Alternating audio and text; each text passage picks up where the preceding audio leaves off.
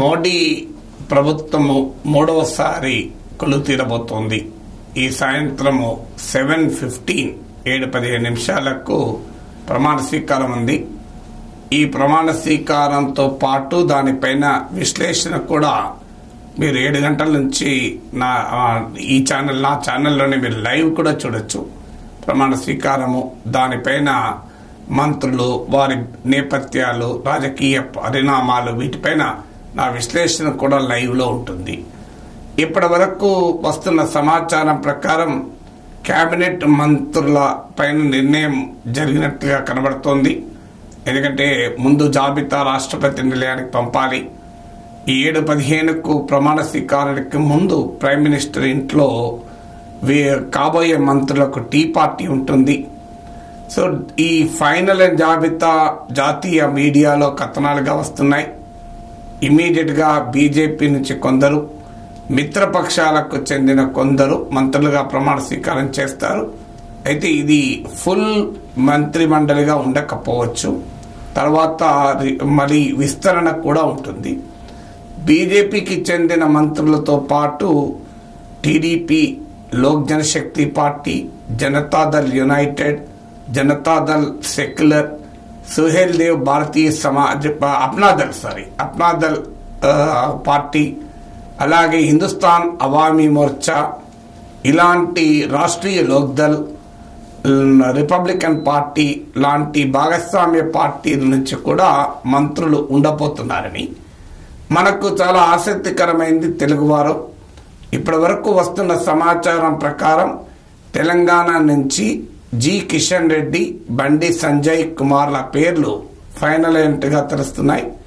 Decay అరుణ, ఈటల రాజేందర్, వీళ్ళ పేర్లు, doctor Laxman, వీళ్ళ పేర్లు కూడా వినబడ్డా జాతీయ మీడియా కథనాల ప్రకారం కూడా కిషన్ రెడ్డి, బండి సంజయ్లు తెలంగాణ నుంచి మోడీ మంత్రివర్గంలో ఉండబోతున్నారు. అయితే ఇద్దరు కేబినెట్ మంత్రులుగా ఉంటారా, కిషన్ రెడ్డి కేబినెట్ మంత్రిగా ఉండి బండి సంజయ్ సహాయ మంత్రిగా ఉంటారా, ఇంకా తెలియదు. అలాగే తెలుగుదేశం పార్టీ నుంచి ఇప్పటికే పేర్లు వచ్చేశాయి. ఎర్రన్నాయుడు కుమారుడైన రామ్మోహన్ నాయుడు 3 టైమ్ ఎంపీ, ఆయన కేబినెట్ మంత్రిగా మోడీ ప్రభుత్వంలో చేరబోతున్నాడు. అలాగే డాక్టర్ చంద్రశేఖర్ కూడా సహాయ మంత్రిగా చేరవచ్చని ఇప్పటికే జయదేవ్ గల్లా వాళ్ళని అభినందిస్తూ ట్వీట్ చేశాడు. అంటే ఆ పేర్లు ఫైనల్ అయినట్లే. అయితే ఆంధ్రప్రదేశ్ బీజేపీ నుంచి కూడా ఒక మంత్రి ఉండే అవకాశం ఉంటుంది. మరి అది పురంధేశ్వరి ఉంటారా, సీఎం రమేష్ ఉంటారా, ఈసారి ఉంటారా, నెక్స్ట్ విస్తరణ ఉంటారో చూడాలి. ఇక మిత్రపక్షాల నుంచి జేడీయూ నుంచి రాజీవ్ రంజన్ సింగ్, జేడీయూ అగ్రనాయకులు ఒకరు, అలాగే బీహార్ మాజీ ముఖ్యమంత్రి భారతరత్న కర్పూరి ఠాకూర్ కుమారుడు రామ్నాథ్ ఠాకూర్ జేడీయూ నుంచి మంత్రిమండలి ఉండవచ్చని, అప్నాదళ్ నుంచి ఆ పార్టీ నాయకురాలు ఇప్పటికే మంత్రివర్గంలో ఉన్న అనుప్రియ పాటిల్, జనతాదళ్ సెక్యులర్ నుంచి హెచ్డి కుమారస్వామి కర్ణాటక మాజీ ముఖ్యమంత్రి, రిపబ్లికన్ పార్టీ నుంచి ఇప్పటికే మంత్రిగా ఉన్నటువంటి రామ్దాస్ అతేవాల్, బీహార్ మాజీ ముఖ్యమంత్రి, హిందుస్థాన్ అవామీ మోర్చా నాయకుడు జతీన్ రామ్ మాంఝీ, లోక్ జనశక్తి రామ్ విలాస్ పార్టీ నాయకుడు రామ్ విలాస్ పాస్వాన్ కుమారుడైన చిరాగ్ పాస్వాన్, రాష్ట్రీయ లోక్దళ్ నాయకుడు స్వర్గీయ భారతరత్న చరణ్ సింగ్ మనమడు అజిత్ సింగ్ కుమారుడైన జయంత్ సింగ్. సో వీరు మంత్రివర్గంలోకి మిత్రపక్షాల తరఫున వస్తున్నట్లుగా కనబడుతుంది. ఇంకా జనసేన తరఫున ఎవరైనా మంత్రి ఉంటారా అనేది ఇంకా కన్ఫామ్ కాలేదు. ఇక భారతీయ జనతా పార్టీకి చెందిన వారు ఎవరుండవచ్చు అంటే టాప్ మినిస్టర్స్ గా మోడీ కేబినెట్ లో ఉన్న అమిత్ షా, రాజ్నాథ్ సింగ్, నిర్మలా సీతారామన్, జయశంకర్, ఈ 4, నితిన్ గడ్కరీ, ఈ 5 మళ్ళీ కంటిన్యూ అవుతారని వార్తలు వస్తున్నాయి. బహుశా మోడీకి 4 అనుకున్నట్లు 370 వచ్చి ఎన్డీఏకు 400 వస్తే నితిన్ గడ్కరీ లాంటి వాళ్ళు డ్రాప్ అయ్యే వాళ్ళు, పక్క పెట్టే వాళ్ళు తెలియదు. కానీ ఇప్పుడు బీజేపీకే బలం లేని సమయంలో నితిన్ గడ్కరీని పక్కకు పెట్టడం సాధ్యం కాదు. నిర్మలా సీతారామన్ ఉండకపోవచ్చు అని వార్తలు వచ్చాయి. కానీ తాజాగా నేషనల్ ఛానల్ చెప్తున్నవి అమిత్ షా, రాజ్నాథ్ సింగ్, జయశంకర్, నిర్మలా సీతారామన్, నితిన్ గడ్కరీ వీరు 5 కేబినెట్లో రిటైన్ కావడమే కాకుండా వీరి మంత్రి పదవులు శాఖలు కూడా అలాగే ఉండవచ్చు అని అంటున్నారు. మధ్యలో వార్తలు వచ్చాయి అమిత్ షా హోంమంత్రి శాఖ నుంచి మారుతాడు అని. కానీ ఇప్పుడు వస్తున్న సమాచారం మళ్ళీ చివరి వరకు ఏమవుతుందో చూడాలి. నిర్మలా సీతారామన్ కనుక ఒకవేళ ఫైనాన్స్ మినిస్టర్గా డ్రాప్ అయితే ఆమె రాజ్యసభ మెంబర్ నిర్మలా సీతారామన్ అండ్ జయశంకర్ ఆమె డ్రాప్ అయితే ఆ ప్లేస్లో ఆర్థిక మంత్రిగా బహుశా పీయూష్ గోయల్ ఫైనాన్స్ మినిస్టర్గా ఉండే అవకాశం ఉంది.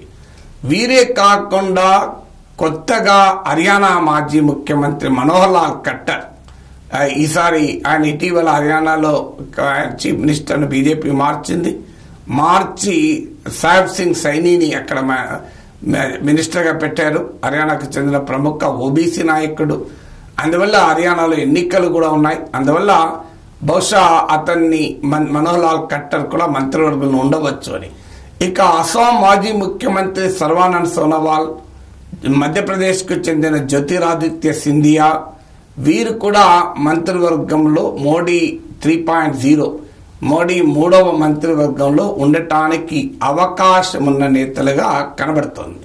సో ఇలా బహుశా గత కేబినెట్లో ముఖ్యులుగా ఉన్నవారు కంటిన్యూ అవుతూ కొత్త వారు కొంతమందిని ఇటు పాత కొత్తల మిక్చర్గా ఈ మంత్రివర్గం ఉండే అవకాశం కనిపిస్తోంది. సో ఇంకా క్యాలిక్యులేషన్లు మధ్యప్రదేశ్ మాజీ ముఖ్యమంత్రి శివరాజ్ సింగ్ చౌహాన్ కూడా కేబినెట్లోకి రావచ్చు. ఎందుకంటే మధ్యప్రదేశ్ అసెంబ్లీ ఎన్నికల సమయంలోనే మోడీ మాట అన్నాడు, నాతో ఉంటాడు శివరాజ్ అని. సో ఆయన వాస్తవంగా మోడీకే పోటీ. ఒక రకంగా ఓబీసీ నేత, అనేక సార్లు ముఖ్యమంత్రిగా ఉన్నారు. ఆయన బహుశా బీజేపీ ఆల్ ఇండియా ప్రెసిడెంట్ అవుతారని కూడా వార్తలు వచ్చాయి. మరి జేపీ నడ్డాను కేబినెట్లోకి తీసుకుంటే శివరాజ్ సింగ్ చౌహాన్ పార్టీ ప్రెసిడెంట్ కావచ్చు, లేదా జేపీ నడ్డానే పార్టీ ప్రెసిడెంట్గా కంటిన్యూ చేస్తే శివరాజ్ సింగ్ చౌహాన్ కేబినెట్లోకి వచ్చేటువంటి అవకాశం కనబడుతోంది.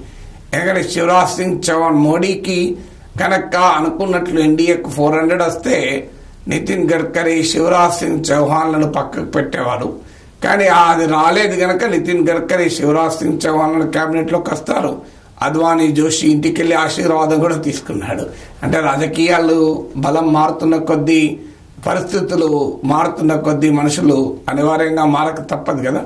అందువల్ల ఇప్పటి వరకు జాతీయ మీడియా కథనాల ఆధారంగా, ఢిల్లీ నుంచి నాకు వస్తున్న సమాచారం ఆధారంగా మీతో పంచుకున్నాను.